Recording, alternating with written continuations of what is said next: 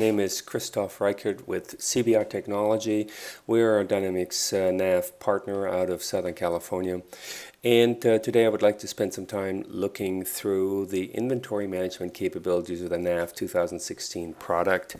As you can currently see on screen, we're looking at the web client. This is a browser-based product. You still have the ability to host the system on site. This is not a hosted solution that has to be hosted by Microsoft or anybody else. You have the flexibility from a system architecture point of view to deploy the solution as an on-premise SQL server or to have it, of course, hosted as well. It's extremely flexible also with regards to the clients. It has a total of 3 platforms that allows you to access the solution either via a Windows PC native product or through the web browser client, web client that I'm currently showing you, or through an iOS specific application as well. Right now you see a navigation bar on the left hand side that lets you navigate to the system. This navigation bar is specific to the profile of the user that's logged in to the system and can be configured to change, of course, and easily be customized for that particular user. On the center of the screen you see the main data page that shows you the actual line item information. Right now I'm looking at items, of course, and on the right hand side you see what's called fact boxes. So as I'm clicking on one of the other items, you will see that these numbers change here on the right hand side automatically. So instead of drilling down to each item, you can look at pertinent information right here very quickly on the home page.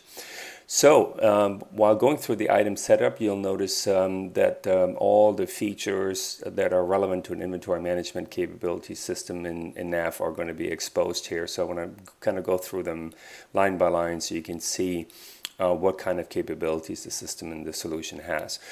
Certainly you have an item number, description, base unit of measure. Of course the system has multi-unit of measure conversion capabilities, so if you need to convert kilos to ounces or metric to US standard type functions, that's all built into the solution. It has a basic assembly bill of material built into it, as well as a basic warehouse management solution. Of course, it has multi-warehouse capabilities as well. You can activate automatic extended text. This will bring in additional description information that's beyond the scope of the basic unit measure description. By checking this box up, automatically these descriptions will pop up into the transactions, and I'll discover and discuss this a bit later with you. Of course, you have an item category code and a product category code, so this serves to categorize and subcategorize each item for reporting and data analysis purposes. If you're using the service management module, there's a service item group and a capability of categorizing the item for service purposes.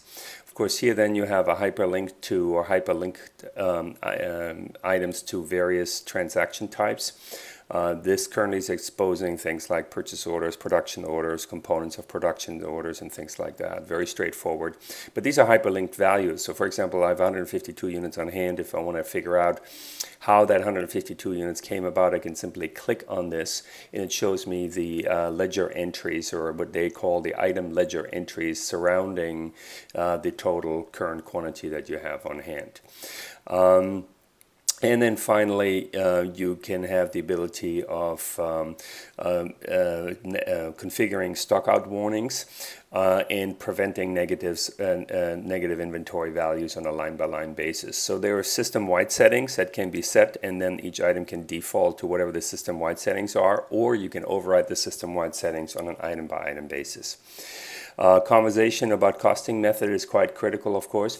It does, of course, support LIFO, FIFO, and average, but it also supports standard, and this is for those folks that are in manufacturing primarily, and of course NAV has a full-blown manufacturing module, but it also supports specific, and a lot of my clients in the distribution wholesale industry have the need to track specific costs for a certain lot or a serial number that they purchased especially when they're dealing with overseas purchases where maybe sometimes specific shipments have to be flown in rather than shipped in with ocean freight carrier, and the cost could be significantly different as a result of that. Certainly the system has landed cost capabilities. I will talk to you about that in just a moment.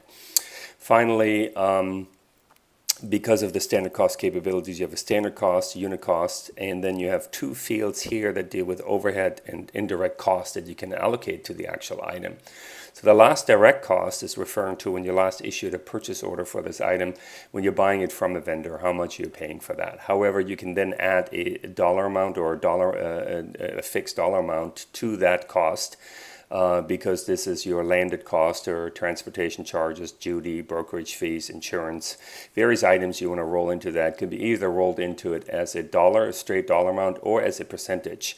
So if I didn't want to do the dollar amount, I could have done something like this where I said, okay, add 12.5% to the 327. And that will make an allocation accordingly. Then you can do a profit price calculation to come up with a unit selling price, which is here on top.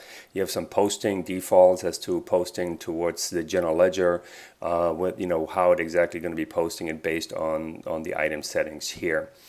Then each item can be made part of an item discount group, and this is used for pricing purposes.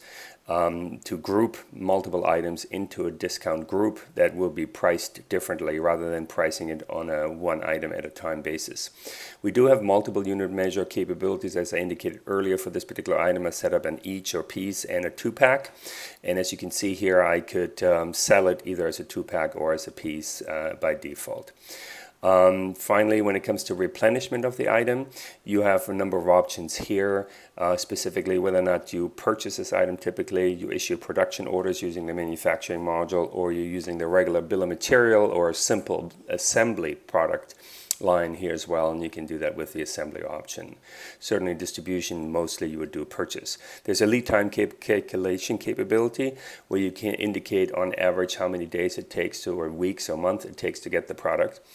And you simply put that into this item by default, and this gets used for purchase recommendation purposes when the system calculates reorder times and dates and quantities. This can be used for that. There's a primary vendor and a primary vendor ID that can purchase, but the system will definitely allow you to purchase from multiple vendors at the same time.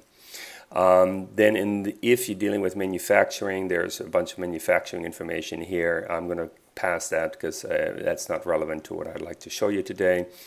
And then on the planning side of things, you can have different reorder policies.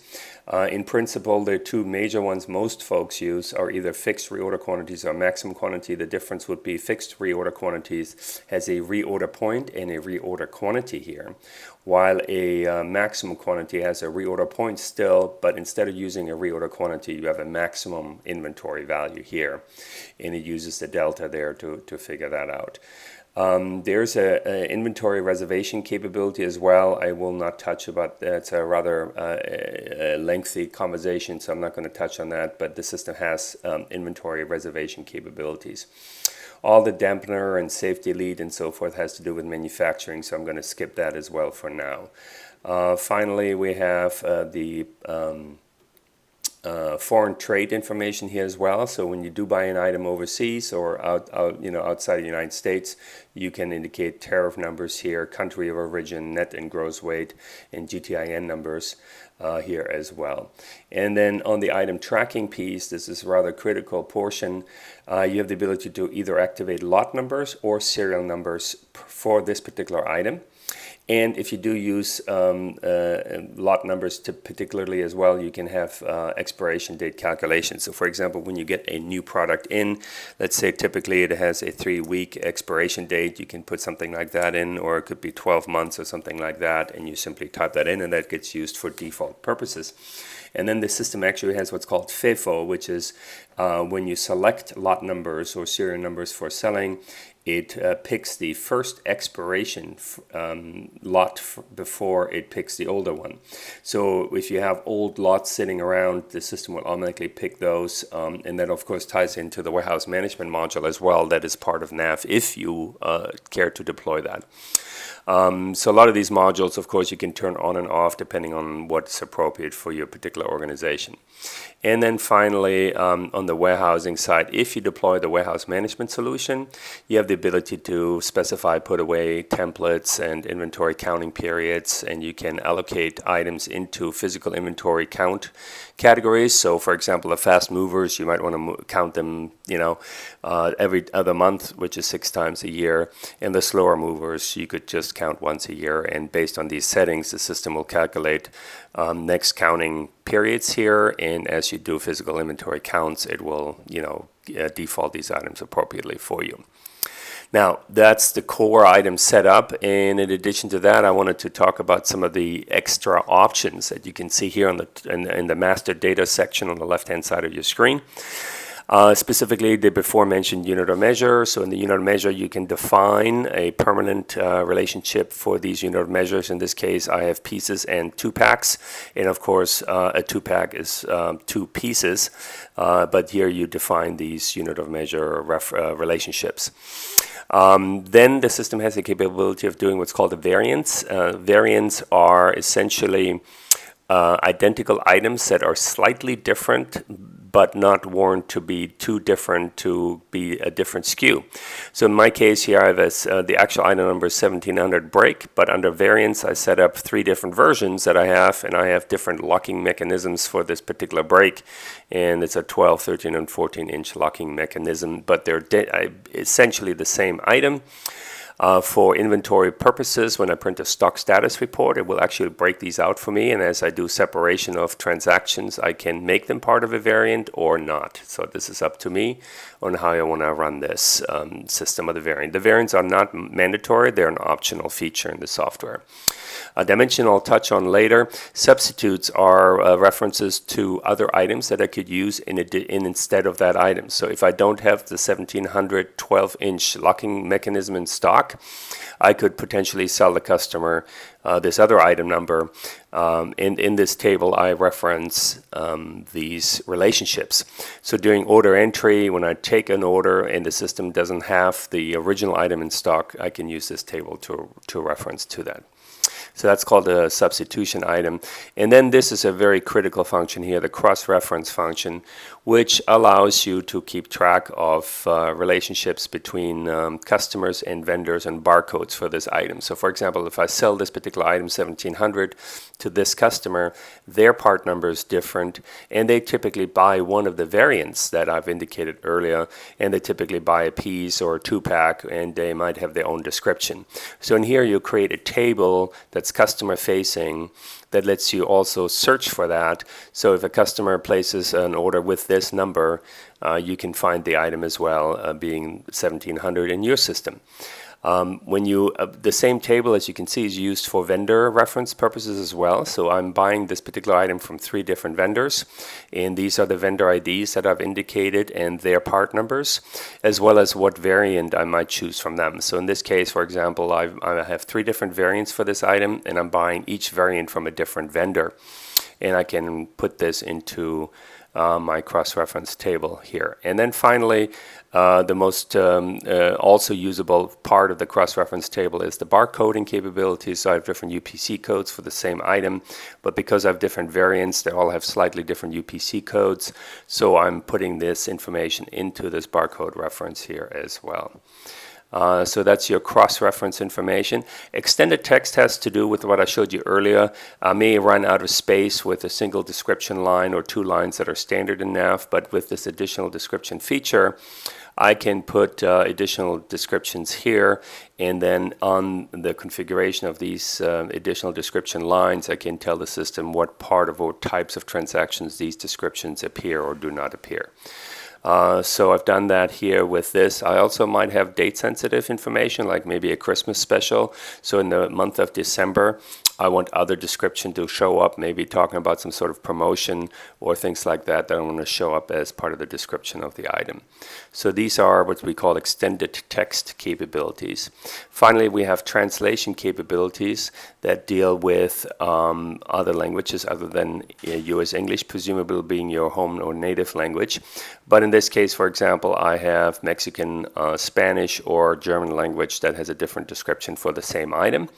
And when I do transactions, I can show this description rather than the US English description. Certainly the item number would still be the same, but this would be the description part of it. Of course, you have a picture capability as well, where you can put down a picture for the item. And then specifically to barcode only, you could use the other screen, the cross-reference screen, but this one is specifically the item identifier screen, where you can say, okay, I have multiple UPC codes for this item here, and you would put down the UPC code for each variant and for each unit of measure. So in this case, for example, as it's common in consumer products, I have a different UPC code for different case pack. So as a piece, it has one barcode, but as a 2-pack, it has a different barcode. And even with in combination of variant, you can put that all down in this identification table that we're taking a look at here. Then finally, I want to touch on two things. One has to do with the sales prices and price discounts, how they work. You can do prices either by amounts or by percentage off discount, which is what I like to show you. And for example, for this item here, you can have different types of pricing structures. So if I have a special price for this particular customer, which is right in here, I have a special customer ID. When they buy this particular variant in each, I could have quantity breaks in here and they get a certain discount. So for example, I might give this customer a 15% discount if they buy this particular item. There's also a date range capability. So if you're running promotions during a certain part of the year, you can put those date ranges in there and the system will utilize that as well. Then there is under sales type, there's also customer discount groups. And so instead of individual customers, you can identify a group of customers. For example, here in the sample company, I have a large account group.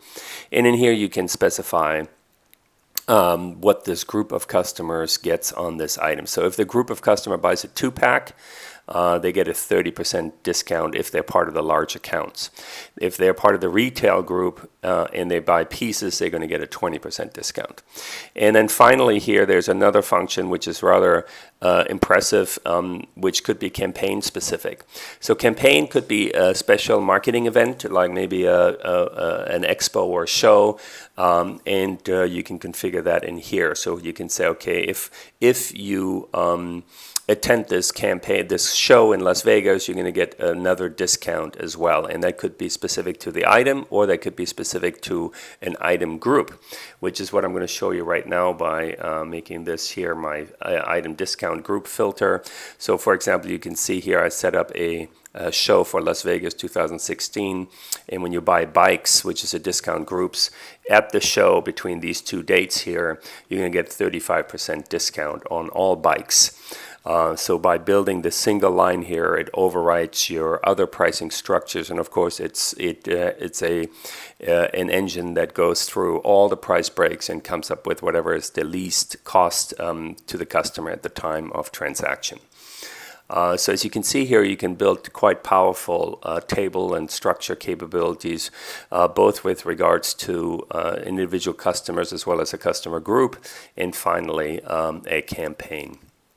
Now that's on the selling side. On the buying or purchasing side, you have a couple of indicators here.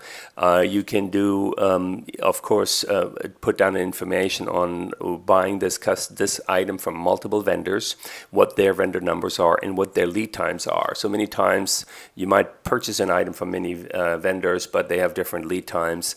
And in this table, you can put down how long each vendor it takes to get you the product. So that helps you to decide which one you want to use for this purpose. Now, as far as pricing, The pricing could be a fixed dollar amount, or of course a foreign currency as well. So if you're an importer and you're trying to bring in import products in foreign currencies, you can put this into this pricing table as well.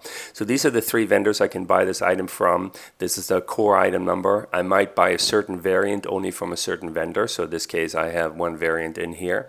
This would be the currency that I am purchasing the item in. If it's in your home currency, which for the sample companies US dollars, you'd leave it blank, but if it's another currency, you simply put in the currency code. What type of unit or measure you usually buy this from? If there's a minimum quantity that the vendor makes you purchase at the time of purchase, and then what the cost is of that item. So this is another place you can keep track of this matrix of information about purchasing and acquisition of the item. And instead of prices, it could also be a discount percent. So when you're negotiating with vendors, instead of using amounts, it could be a percentage off. And the system, of course, does either one by using this option or the line discount option instead. And then finally, the thing I wanted to show you today is the ability to record prepayment capability requirements from a vendor. So when I buy from this particular vendor, for this particular item, they require me to put down 100% prepayment before I receive the product. And I can put this into this table, and that could be used for transactional purposes as well. So this was a brief overview of the inventory capabilities of NAV, Dynamics NAV 2016, with some of the plugins to both the sales and purchasing modules, so you can see how it ties into the remainder of that system. And if you have any questions, please feel free to reach out to us. We'll be happy to assist you with any additional questions. Have a good one. Take care.